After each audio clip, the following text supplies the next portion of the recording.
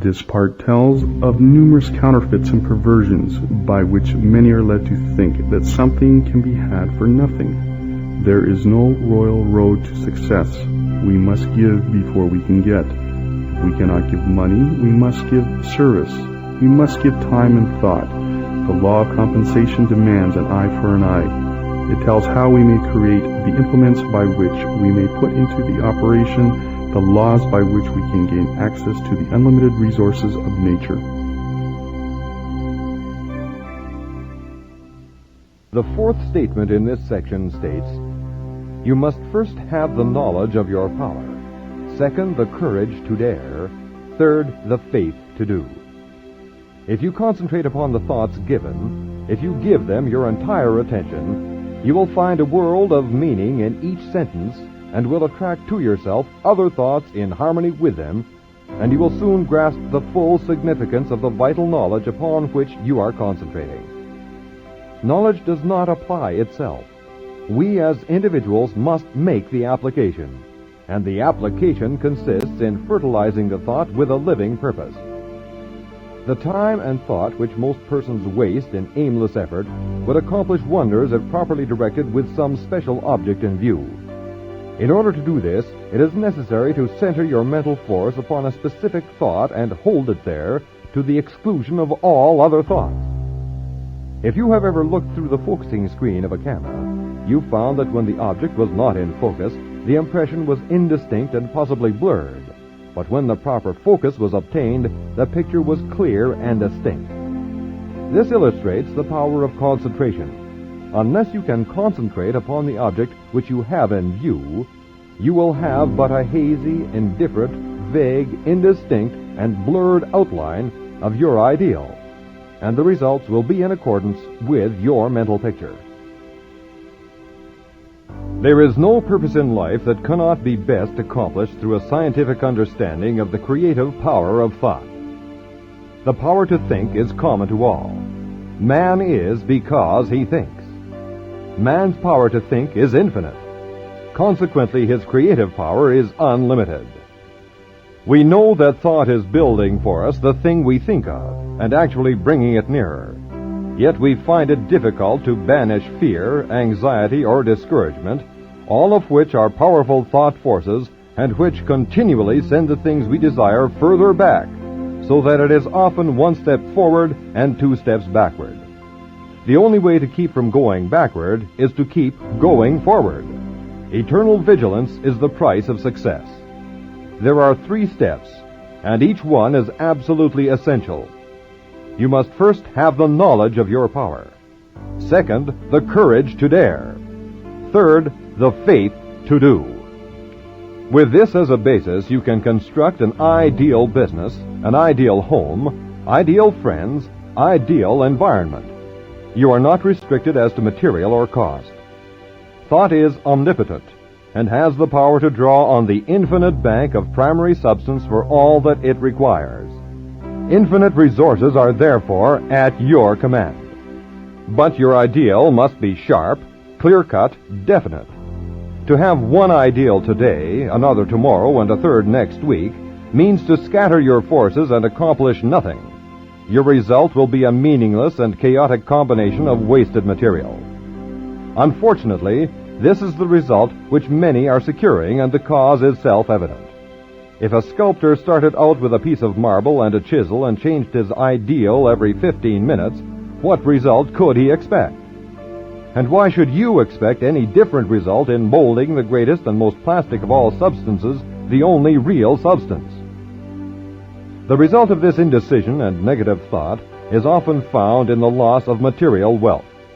Supposed independence, which required many years of toil and effort, suddenly disappears. It is often found then that money and property are not independence at all. On the contrary, the only independence is found to be a practical working knowledge of the creative power of thought.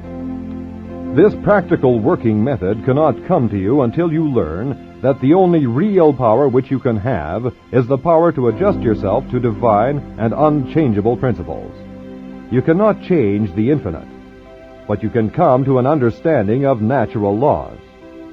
The reward of this understanding is a conscious realization of your ability to adjust your thought faculties to the universal thought which is omnipresent. Your ability to cooperate with this omnipotence will indicate the degree of success with which you meet. The power of thought has many counterfeits which are more or less fascinating, but the results are harmful instead of helpful. Of course, worry, fear, and all negative thoughts produce a crop after their kind. Those who harbor thoughts of this kind must inevitably reap exactly what they have sown. Again, there are the phenomena seekers, who gourmandize on the so-called proofs and demonstrations obtained at materializing seances. They throw open their mental doors and soak themselves in the most poisonous currents which can be found in the psychic world. They do not seem to understand that it is the ability to become negative, receptive, and passive, and thus drain themselves of all their vital force, which enables them to bring about these vibratory thought forms. There are also the Hindu worshippers who see in the materializing phenomena which are performed by the so-called adepts a source of power, forgetting or never seeming to realize that as soon as the will is withdrawn, the forms wither, and the vibratory forces of which they are composed vanish. Telepathy or thought transference has received considerable attention, but as it requires a negative mental state on the part of the receiver, the practice is harmful.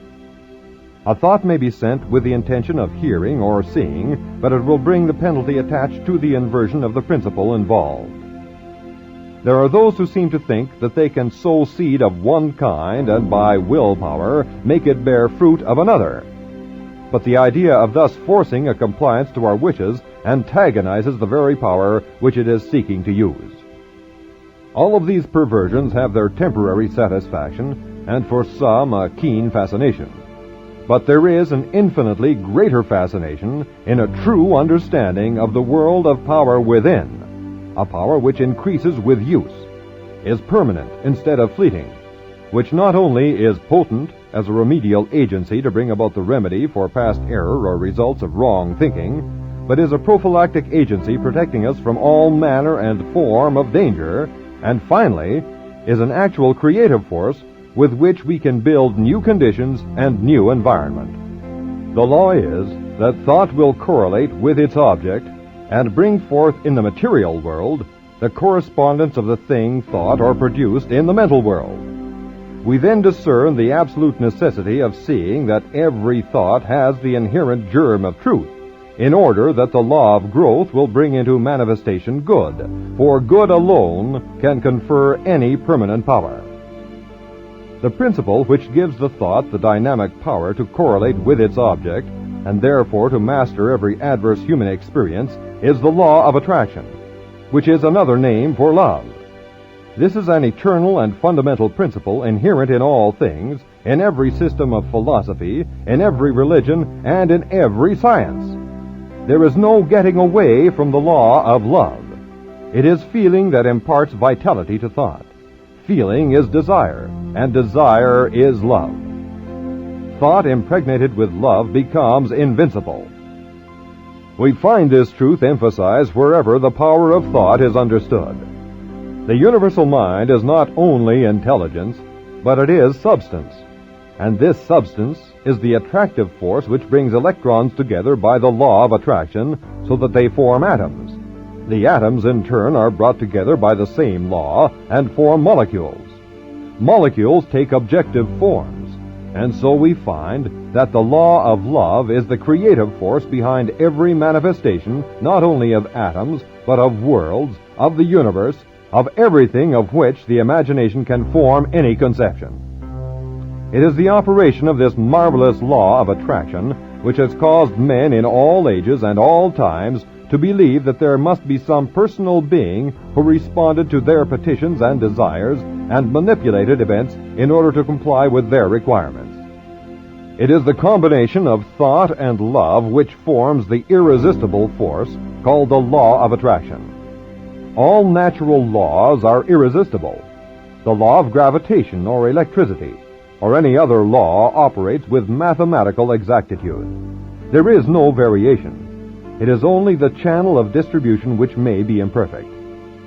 If a bridge falls, we do not attribute the collapse to any variation of the law of gravitation.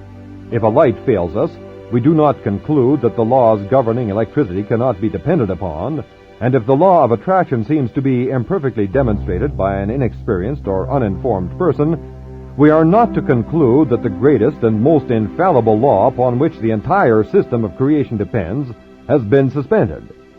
We should rather conclude that a little more understanding of the law is required, for the same reason that a correct solution of a difficult problem in mathematics is not always readily and easily obtained. Things are created in the mental or spiritual world before they appear in the outward act or event. By the simple process of governing our thought forces today, we help create the events which will come into our lives in the future, perhaps even tomorrow. Educated desire is the most potent means of bringing into action the law of attraction. Man is so constituted that he must first create the tools or implements by which he gains the power to think. The mind cannot comprehend an entirely new idea until a corresponding vibratory brain cell has been prepared to receive it. This explains why it is so difficult for us to receive or appreciate an entirely new idea. We have no brain cell capable of receiving it. We are therefore incredulous. We do not believe it. If, therefore, you have not been familiar with the omnipotence of the law of attraction and the scientific method by which it can be put into operation, or if you have not been familiar with the unlimited possibilities which it opens to those who are unable to take advantage of the resources it offers, begin now and create the necessary brain cells which will enable you to comprehend the unlimited powers which may be yours by cooperating with natural law. This is done by concentration or attention. The intention governs the attention. Power comes through repose. It is by concentration that deep thoughts, wise speech, and all forces of high potentiality are accomplished. It is in the silence that you get into touch with the omnipotent power of the subconscious mind from which all power is evolved. He who desires wisdom, power, or permanent success of any kind will find it only within. It is an unfolding. The unthinking may conclude that the silence is very simple and easily attained, but it should be remembered that only in absolute silence may one come into contact with divinity itself, may learn of the unchangeable law, and open for himself the channels by which persistent practice and concentration lead to perfection. In your home, go to the same room, take the same chair and the same position as described before. Be sure to relax. Let go both mentally and physically. Always do this. Never try to do any mental work under pressure. See that there are no tense muscles or nerves, that you are entirely comfortable. Now realize your unity with omnipotence. Get into touch with this power.